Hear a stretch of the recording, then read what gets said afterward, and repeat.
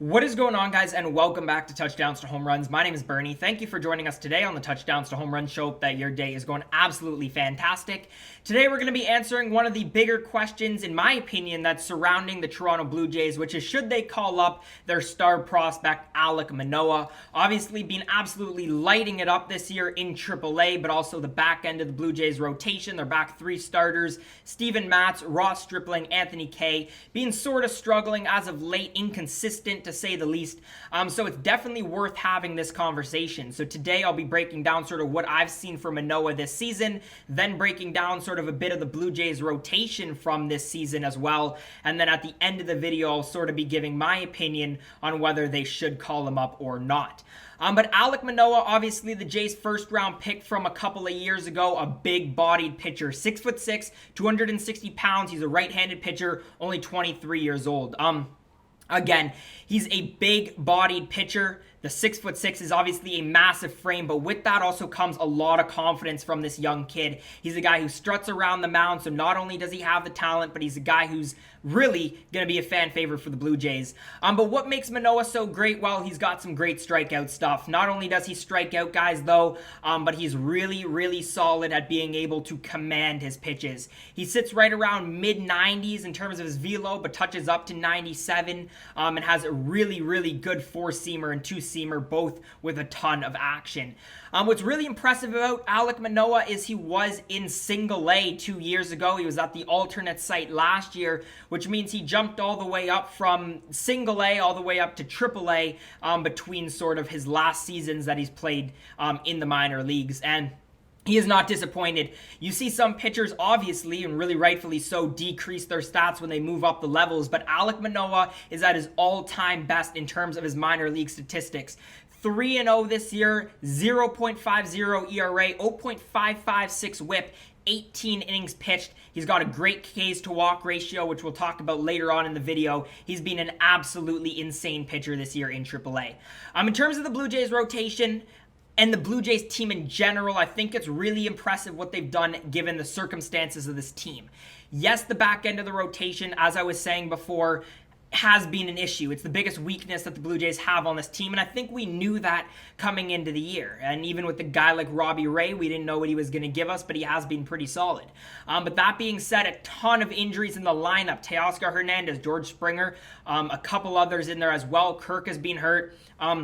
So the Blue Jays are not at full strength themselves. They played one of the toughest schedules in the entire MLB, and they're only a few games back in the American League East. I think it's extremely impressive. Now, while the Blue Jays haven't been too concerned with their starting pitching so far this season, their bullpen has done a fantastic job. Even though they have some injuries there, guys like Anthony Castro injured just before a few days ago, before, they've had some tough games, their bullpen ERA was sitting right around 2.10, which is fantastic. So even though the starters aren't giving tremendous innings, they're bringing the Blue Jays into the middle of the ball games with, in a position to at least win the game. And then they're banking on both their lineup and the really quality bullpen work that we've seen from guys like Romano, DeLeese, Chatwood as well, to get them done sort of in the 6, 7, 8, 9 innings.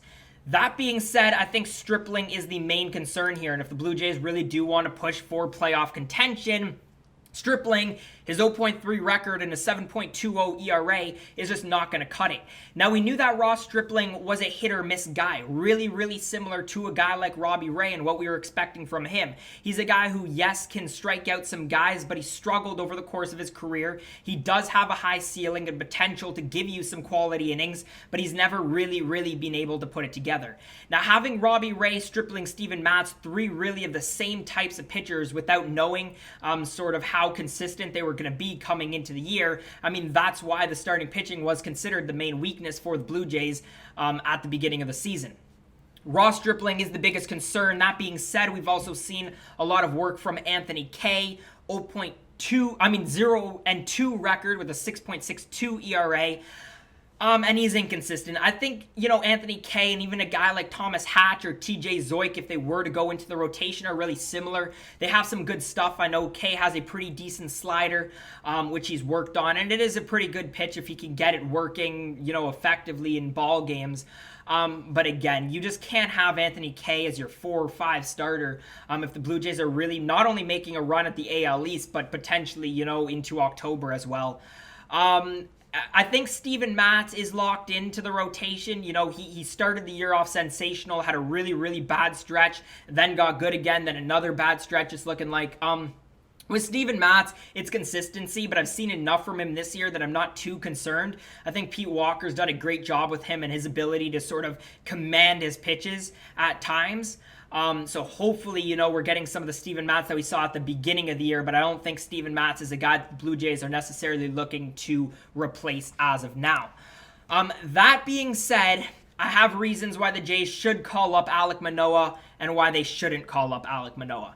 Why would you call him up? Well, first of all, I think there's just nothing to really lose besides, having a year off his contract. But in my opinion, Blue Jays are probably calling him up in at least September. So why not call him up before the trade deadline? You give him a couple starts in the majors, see sort of where you're at with Manoah.